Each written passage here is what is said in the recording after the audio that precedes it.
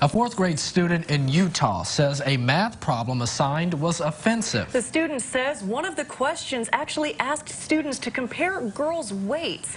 Elle Thomas has the story from Murray, Utah.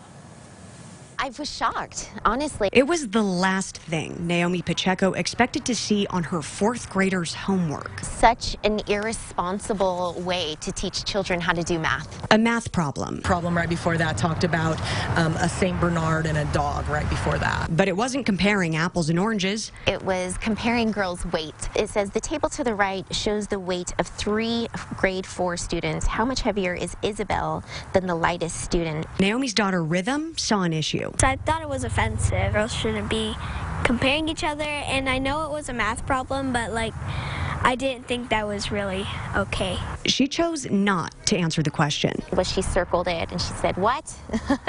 This is offensive.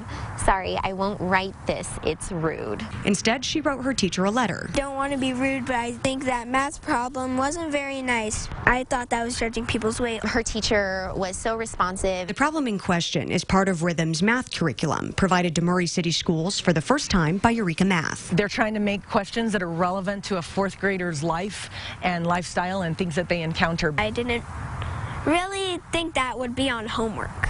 I thought that would be like fruits or vegetables or stuff like that. We reached out to Eureka Math. They say in the 6 years that they've provided math modules, they've never had a complaint about one of their questions. In a conversation with Fox 13, the company said, quote, "There is no value judgment in the question about weight. It's merely a comparison." They continued saying, quote, "It sounds like the parent is putting the value judgment on it, not the question." We have other resources and other ways of teaching our children math and how to weigh proportions, objects, people without direct comparisons, especially comparing little girls.